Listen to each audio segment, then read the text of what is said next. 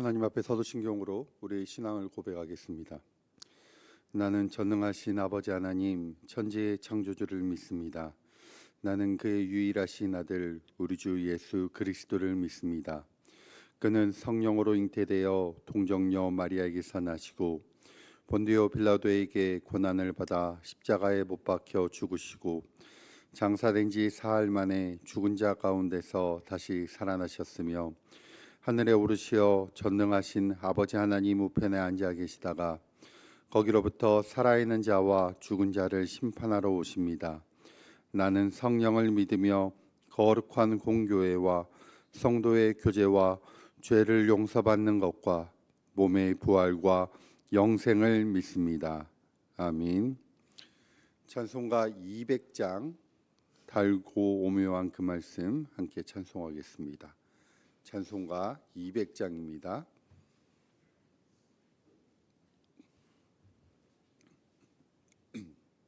함께 찬송합니다.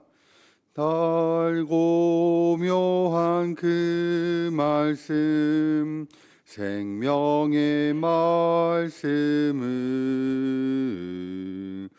귀한 그 말씀 진실로 생명의 말씀이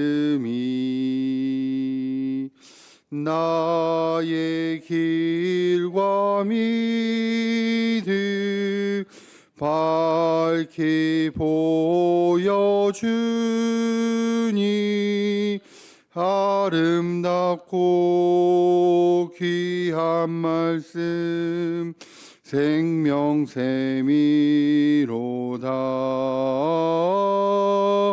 아름답고 귀한 말씀 생명샘이로다.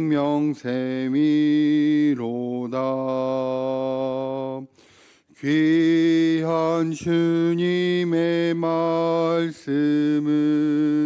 내 노래 되도다.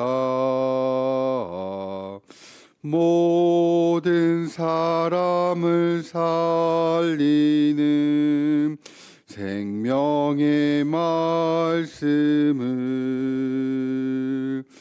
값도 없이 받아 생명 길을 가니 아름답고 귀한 말씀 생명샘이로다.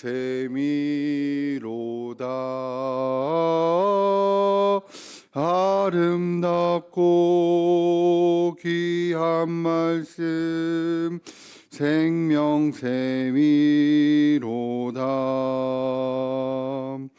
널리 울리어 퍼지는 생명의 말씀은 마음의 용서와 평안을 골고루 주나니 다만 예수 말씀 듣고 복을 받네. 아름답고 귀한 말씀 생명샘이로다.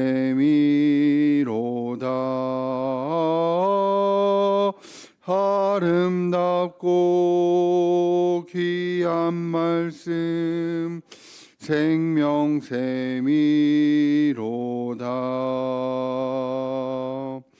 아멘.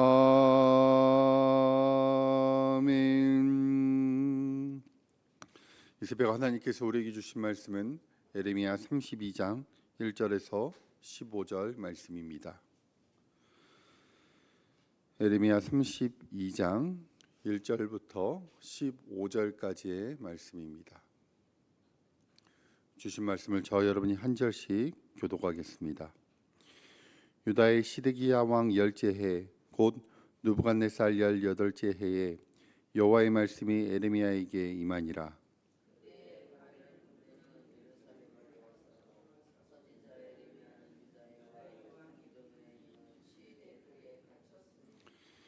이는 그가 예언하기를 여호와의 말씀에 보라 내가 이 성을 바벨론 왕의 손에 넘기리니 그가 차지할 것이며 유다 왕 시드기야는 갈대아인의 손에서 벗어나지 못하고 반드시 바벨론 왕의 손에 넘겨진 바 되리니 입이 입을 대하여 말하고 눈이 서로 볼 것이며 그가 시드기야를 바벨론으로 끌어가리니 시드기야는 내가 돌볼 때까지 거기에 있으리라. 여호와께서 이와 같이 말씀하시니라. 너희가 갈대아인과 싸울지라도 승리하지 못하리라 하셨다 하였더니 유다 왕 시드기야가 이르되 네가 어찌하여 이같이 예언하였느냐 하고 그를 가두었음이었더라. 여호와의 말씀이 내게 임하였느니라. 이르시기를 보라 내 숙부 살룸의 아들 하나멜이 내게 와서 말하기를 너는 아나돗에 있는 내 밭을 사라 이 기업을 물을 권리가 내게 있느니라 하리라 하시더니 말씀과 같이 나의 숙부의 아들 하나멜이 시대들 안 나에게 와서 이르되 청하노니 너는 베냐민 땅 아나돗에 있는 나의 밭을 사라 기업의 상속권이 내게 있고 물을 권리가 내게 있으니 너를 위하여 사라 하는지라. 내가 이것이 여호와의 말씀인 줄 알았으므로 내 숙부의 아들 하나멜에 아나돗에 있는 밭을 사는데 은 17세겔을 달아주되 봉인하고 증인을 세우고 은을 저울에 달아주고 법과 규례대로 봉인하고 봉인하지 아니한 매매 증서를 내가 가지고 하나멜과 매매 증서의 인친 증인 앞과 시대의 뜰에 앉아 있는 모든 사람 앞에서 그 매매 증서를 마사의 손자 네랴의 아들 바룩에게 붙이며 그들의 앞에서 바룩에게 명령하여 이르되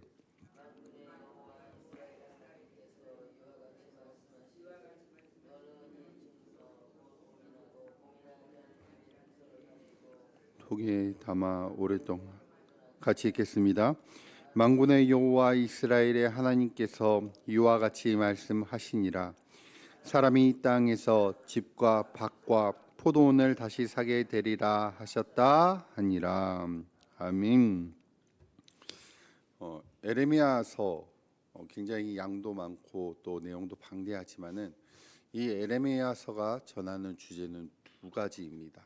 그 첫 번째가 바로 이스라엘 백성들, 이스라엘 백성들이 그들의 행동과 또 그들의 모습을 통해서 그들이 죄를 지었고 그것으로 인해서 하나님에게 피할 수 없는 심판, 필연적인 심판을 받게 되는다라는 것과 그럼에도 불구하고 하나님께서 이스라엘 백성들에게 무조건적인 은혜를 베푸셔서 그들을 회복케 하신다라는 이 두 가지의 주제를 담고 있습니다. 우리가 작년 딱 이맘때쯤 우리가 에레미야 25장까지 함께 나눴었습니다. 이 25장까지의 말씀은 왜 이스라엘 백성들이 심판을 받아야 되는가, 그 심판의 원인, 그 심판의 이유에 대해서 에레미야 선지자의 입을 통해서 하나님께서 계속 전달합니다. 그리고 다시 우리가 이번 달부터 나누고 있는 26장부터 그리고 29장까지의 말씀은 이 에레미야 선지자의 입을 통해서 나오는 예언들이 굉장히 불편해하는 사람들을 우리가 보았습니다. 계속해서 나라가 망한다라고 이야기를 하니 그 말을 듣기 좋아하는 사람들이 없었겠죠. 특히 그 중에 거짓 선지자들은 에레미야가 했던 예언과는 정반대의 예언을 하기도 했습니다. 이 하나냐라는 선지자 우리가 봤었는데 이 하나냐의 선지자는 어떻게 이야기를 하죠? 그는 결코 망하지 않을 것이다. 오히려 우리가 빼앗긴 것을 다시 되찾아올 것이다 라고 이야기를 합니다. 이처럼 29장까지의 말씀은 전체적으로 보면 굉장히 부정적이에요. 망할 것이다. 심판받게 될 것이다. 당신들 잡혀갈 것입니다. 굉장히 부정적인 말씀을 가지고 있는데 이 30장에 들어서는 분위기가 굉장히 바뀌게 됩니다. 29장까지가 우리가 에레미야의 첫 번째 주제라고 할 수 있는 피할 수 없는 심판에 대해서 이야기를 했다면 이 30장부터는 회복과 구원에 초점을 맞추고 있습니다.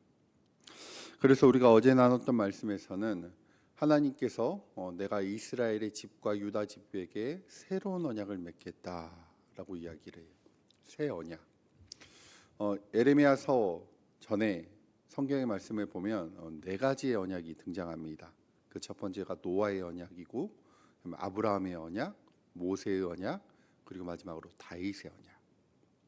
이 네 가지의 언약, 그 내용을 단 두 글자로 축약을 해보면 바로 번영이에요. 번영.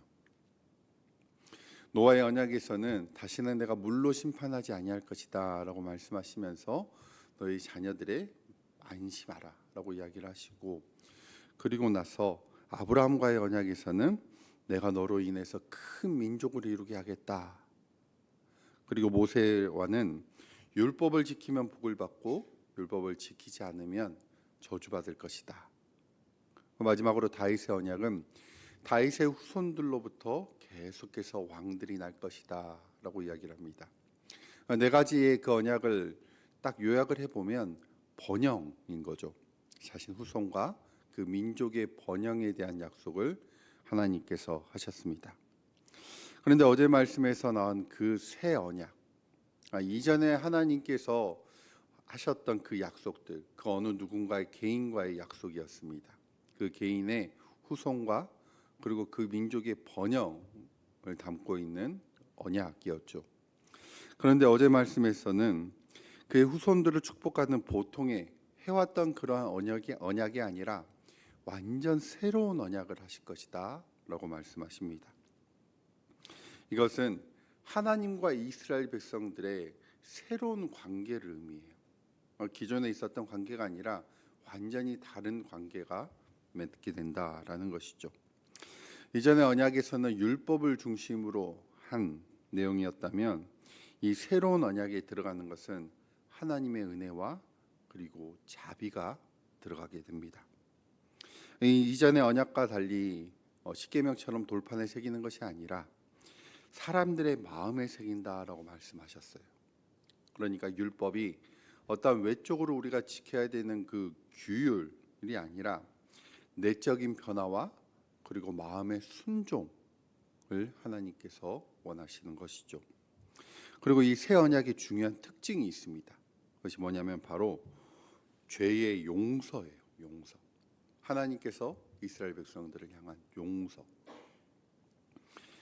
하나님의 완전한 용서와 화해를 약속하는 것인데, 이것을 우리가 신약 성경에서 예수님을 통해서 이 새로운 언약이 완성되었다라고 봅니다. 그래서 예수님께서 십자가에 달리시기 전 제자들과 마지막 만찬을 나눌 때에 그들에게 잔을 주시며 이렇게 이야기를 하시죠. 이 잔은 내 피로 세운 새로운 언약이다. 우리가 지난주 성찬식 때 아마 이 말씀을 들었을 것입니다. 이처럼 예수님께서 자신의 죽음과 부활을 통해서 이 에레미야 말씀에서 했던 그 새로운 언약을 완성시킨 것이죠. 여러분, 우리도 이 새로운 언약을 받은 하나님의 민족인 줄 믿습니다. 그러므로 우리에게 필요한 것은 어떠한 우리의 삶의 급격한 어떤 변화가 아니라 내 작은 마음에서 시작하는 내적인 변화, 그리고 마음의 순종이 우리에게 필요합니다. 오늘 하루를 살아가면서 또 주일을 준비하시면서 우리의 마음에 작은 변화와 순종이 있게 되기를 주님의 이름으로 축복합니다. 어제 말씀에서 새 언약을 주실 것이다 라고 회복과 이 희망의 말씀을 전하지만은 사실 현실은 희망적이지 않는 것을 오늘 말씀에서 보게 됩니다. 우리 2절의 말씀을 같이 한번 읽어보겠습니다. 2절입니다. 시작. 그때 바벨론 군대는 예루살렘을 에워싸고 선지자 에레미야는 유다의 왕의 궁중에 있는 시위대 뜰에 갇혔으니. 오늘 말씀의 시대적 배경은 1절 말씀에 보시면 시드기야 제10년째라고 쓰여져 있습니다. 바벨론의 군대가 예루살렘을 완전히 포위했습니다. 역사적으로 보면 이 예루살렘의 함락, 예루살렘이 멸망이 되기까지 고작 1, 2년도 남지 않은 굉장히 임박한 상황입니다. 우리가 지난주에 나눴던 에레미야 28장의 말씀을 기억해 보면 거짓 선지자가 나옵니다. 바로 하나냐였죠. 하나냐는 시드기야에게 이렇게 예언을 합니다. 우리의 멍에, 바벨론의 멍에를 꺾을 것이며, 그리고 바벨론에게 뺏겼던 그 성전의 모든 기구들을 다시 되돌려 받을 것입니다. 그런데 지금 상황은 어떻습니까? 바벨론의 군대들이 예루살렘을 완전히 에워쌌습니다. 하나니아가 했던 그 예언이 완전히 깨어지는 순간입니다. 이러한 정황을 보더라도 다른 예언을 전한 그 선지자들의 예언들이 틀렸음을 분명히 보여주게 되는 것이죠. 하지만 시드기야는 어떻게 합니까? 2절의 말씀처럼 에레미야를 시위대 뜰에 가두어 버립니다. 에레미야 선지자를 통해서 예언이 이루어지고 있음에도 불구하고 시드기야는 하나님의 뜻을 거스르고 그리고 에레미야를 가두기까지 합니다. 왜냐하면 시드기야의 마음에 신앙, 하나님에 대한 신앙이 아니라 신념이 있어서 그렇습니다. 자신의 가오 그리고 실수를 인정하지 않고 나아가 에레미야를 통해서 전하는 그 하나님의 말씀까지 듣지 않아요. 근데 자신은 하나님의 뜻 가운데 있다라고 생각을 하고 있습니다. 여러분, 우리도 이런 신앙과 신념을 혼돈할 때가 있어요. 여러분, 신념은 어떤 과학적인 사실이나 그리고 역사적인 사건에 대해서 믿는 것을 의미해요. 예를 들어서 오늘 해가 뜹니다. 그것을 내가 보면 해가 뜬다 라는 신념이 우리에게 생기는 것이죠. 그런데 이 신념의 특징이 있어요. 무엇이냐면 내가 기존에 알고 있던 정보, 이것과는 다른 새로운 어떤 정보가 혹은 어떤 새로운 것이 발견이 되면 이 신념은 바뀌게 되어 있습니다. 바꾸는 것, 그것을 신념이라고 해요. 근데 신앙은 어떤 것이냐면 보이지 않는 어떤 것, 증명되지 않는 영적인 진리를 믿는 것이에요. 근데 이것은 그냥 믿는 것이 아니라 확신하고 믿는 것이에요. 그래서 신앙은 잘 변하지 않아요. 그런데 마치 이 신념을 신앙으로 오해하고 그 신념을 굽히지 않을 때가 있어요. 오늘 말씀에 이 시드기야처럼요. 반대로 신념을 극복한 신앙을 이야기하는 사람도 있어요. 바로 오늘 말씀에 에레미야처럼요. 에레미야는 계속해서 이야기를 합니다. 그러다 결국에 오늘 말씀에 시위대 뜰에 갇히게 됩니다. 그런데 거기서도 계속해서 이야기를 해요. 여러분, 항복해야 됩니다. 하나님께서 여러분들을 손에 넘기셨습니다. 우리는 바벨론으로 끌려갈 것입니다. 여러분, 두 사람의 차이, 이 시드기야와 에레미야의 차이가 무엇일까요? 그들의 말, 그들의 행동 가운데 바로 하나님이 있냐 없냐 차이입니다. 우리의 선택에 여러분 하나님이 없으면 그것은 신념이 돼요. 그런데 우리의 선택에 하나님으로 가득하게 되면 그것은 신앙이 됩니다. 내가 했던 경험만을 가지고 살아가면 그것은 신념이 될 가능성이 굉장히 높아요. 왜냐하면 우리는 우리의 삶 가운데 계속해서 증거를 찾으려고 하고요. 계속해서 이유를 찾으려고 해요. 근데 여러분, 진리는 근거 자체가 없어요. 증명할 게 없어요. 왜냐하면 진리 그 자체이기 때문에 그렇습니다. 그런데 우리는 신념, 나이가 어떤 근거를 쫓아서 계속해서 살아가도록 세상은 요구합니다. 하지만 여러분, 그리스도인은 신념이 아니라 우리는 증명되지 않았다고 흔히 말하는 변하지 않는 그 진리를 붙잡고 살아가셔야 됩니다. 그래야 우리의 신앙이 바로 서게 됩니다. 신앙인으로 살아가는 것, 내 마음속에 하나님으로 가득 채우는 것은 계속해서 하나님을 생각하고 그리고 나를 바라보시는 하나님, 오늘도 나의 모습을 바라보시는 그 하나님의 시선을 생각하는 것입니다. 그러므로 사랑하는 종합교회 성도 여러분, 오늘 하루 우리의 신념을 내려놓고 신앙인의 모습으로 살아가기를 주님의 이름으로 축복합니다. 오늘 말씀에서 특별히 이 신념과 신앙, 이것으로 구분되는 장면이 또 한 가지가 등장합니다. 우리 8절의 말씀을 같이 한번 읽어보겠습니다. 8절입니다. 시작. 여호와의 말씀과 같이 하나멜이 시대뜰한 나에게 와서 이르되 청하노니 너는 베냐민 땅 아나돗에 있는 나의 밭을 사라.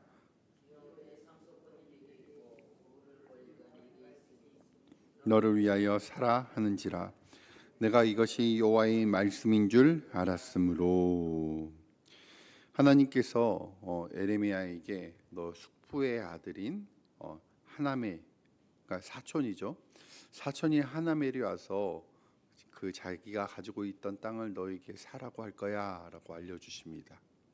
그리고 우리가 조금 전에 읽었던 이 8절의 말씀에서 실제로 하나멜이 에레미야를 찾아옵니다. 그리고 자신의 고향인 아나돗에 있는 밭을 사라고 이야기를 해요. 이 아나돗, 물론 에레미야의 고향이고 예루살렘으로 약 북동쪽 5km 정도 떨어진 동네입니다. 그러니까 걸어서 한 1시간 정도면 갈 수 있는 동네입니다. 예루살렘과 아주 가깝죠. 그런데 여러분 지금 상황이 어떻습니까? 예루살렘을 둘러싸여 있는 바벨론의 군대들, 완전히 포위되어 있는 상황입니다. 그런데 밭을 사래요. 여러분, 나라가 망하기 전에 땅을 사는 사람이 있을까요? 특별히 우리나라는 부동산에 굉장히 민감하잖아요. 여러분, 재개발한다고 했다가 취소된 땅 여러분 보고 사라고 하면 사실 거예요? 절대로 안 사죠. 마치 9절부터 15절까지의 과정을 보면 도저히 에레미야는 밭을 살 수 있는 상황도 아니고 사면 안 되는 상황인데도 불구하고 에레미야가 밭을 사는 구체적인 과정을 기록하고 있어요. 은 17세겔을 주었다. 당시 토지 매매를 할 때 주는 일반적인 금액이에요. 그리고 증서를 쓰고 모든 사람들, 시대 뜰 안에 있던 모든 유다 사람들 앞에서 그것을 샀다라고 증명을 합니다. 예루살렘이 망하기 직전에 땅을 샀다는 것은 그냥 그 땅을 버린 거죠. 그 땅을 날린 거예요. 그런데 왜 샀습니까? 하나님께서 그 땅을 사라라고 하셨기 때문이죠. 하나님의 말씀에 순종하면서 그 땅을 삽니다. 제가 조금 전에 신념과 신앙에 대해서 같이 우리가 나눴습니다. 여러분, 만약에 신념을 가진 에레미야였다면 이 땅을 사서는 안 됩니다. 사지도 않았을 겁니다. 근데 왜 이 땅을 샀을까요? 하나님께서 말씀하셨기 때문에.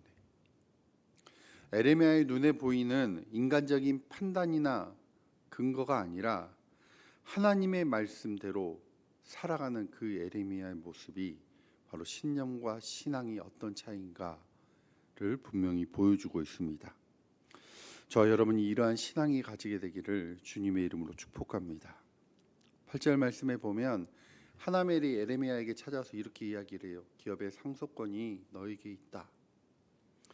이것은 구약의 기업 부르기라는 법이 있어요. 그러니까 집안의 가족 가운데 굉장히 생활이 어려워져서 무언가를 팔아야 될 때, 특별히 땅을 팔아야 될 경우에 그 땅을 어떤 다른 사람에게 파는 것이 아니라 집안의 식구들 중에, 집안 사람들 중에 그것을 사게끔 합니다. 그 땅을 사게 하고 그 비용을 통해서 이 사람이 삶을 이어갈 수 있게 하는 것이죠. 에레미야가 하나멜의 그 밭을 사는 것은 어떻게 보면 가족의 그 재산을 보호하는 행위예요. 유다 사람들의 눈에는요. 그런데 이 행위를 통해서, 이 행위를 에레미야와 하나멜뿐만 아니라 그 시대들에 있었던 모든 사람들에게도 보여준 것은 하나님께서 이스라엘 백성들을 회복시킬 것이다 라는 메시지를 의미합니다. 에레미야 25장의 말씀에 보면 바벨론에 잡혔다가 그들이 70년이 지나서 돌아올 것이다 라고 이야기를 해요. 그리고 오늘 말씀에 이 에레미야가 쓰여진 이 32장, 이 당시에 에레미야의 나이를 보통 60세로 추정을 해요. 그러면 여러분 60세의 땅을 샀어요. 근데 그 땅을 70년 후에 쓸 수 있대요. 에레미야가 이 땅을 쓸 수 있을까요? 가능성 굉장히 희박하겠죠. 에레미야는 자신이 지금 구매한 토지를 나중에 활용하기는 굉장히 불가능하다고 아마 생각을 했을 거예요. 하지만 예레미야는 자기에게 이익이 되지 않고 손해가 되는 일이라도 그것이 하나님의 말씀을 따르는 것이며 또한 같은 이스라엘 사람들에게 우리가 다시 돌아오고 회복할 것이라는 그 소망을 심어주는 것이기 때문에 이 하나님의 말씀에 따라서 토지를 구매한 것입니다. 사랑하는 조합교회 성도 여러분, 우리는 신념을 가지고 이익을 쫓아 살아가는 사람이 아니라 신앙을 가지고 또 하나님을 따라 살아가는 믿음의 사람인 줄 믿습니다. 그러므로 오늘 하루 신념을 내려놓고 신앙을 품으며 나에게 좀 손해가 되더라도 하나님의 말씀을 따르는 우리를 통해서 우리의 이웃 또 우리의 가족이 회복이 되고 또 소망이 품게 되기를 주님의 이름으로 축복합니다. 기도하겠습니다. 사랑의 주님, 오늘 말씀에서 바벨론에 둘러싸는 그 위기 가운데서도 귀를 닫고 있는 시드기야를 봅니다. 하나님을 누구보다 잘 알고 있는 남유다의 왕이었지만은 그에게 신앙보다는 신념을 신앙처럼 가진 사람이었습니다. 아버지 하나님, 우리가 가지고 있는 경험과 생각만을 따르기보다는 결코 변하지 않는 진리를 사모하는 삶이 되게 하여 주십시오. 예루살렘이 멸망하기 직전 사촌인 하나멜의 밭을 산 예레미야는 고민하지 않았습니다. 상황적으로나 시대적으로나 모든 여건을 보더라도 예레미야는 손해를 봐야만 했음에도 불구하고 하나님께서 하라는 대로 합니다. 아버지 하나님, 오늘 말씀의 예레미야의 모습을 우리의 마음에 품어 우리의 삶이 나의 신념으로 살아가는 것이 아니라 하나님의 말씀으로 살아가는 것이고 이를 통해 우리의 가족 또 우리의 이웃이 회복되는 역사가 일어나게 하여 주시옵소서. 감사드리며 예수님 이름으로 기도드립니다. 아멘. 하늘에 계신 우리 아버지, 아버지의 이름을 거룩하게 하시며 아버지의 나라가 오게 하시며 아버지의 뜻이 하늘에서와 같이 땅에서도 이루어지게 하소서. 오늘 우리에게 일용할 양식을 주시고 우리가 우리에게 잘못한 사람을 용서하여 준 것 같이 우리 죄를 용서하여 주시고 우리를 시험에 빠지지 않게 하시고 악에서 구하소서. 나라와 권능과 영광이 영원히 아버지의 것입니다. 아멘.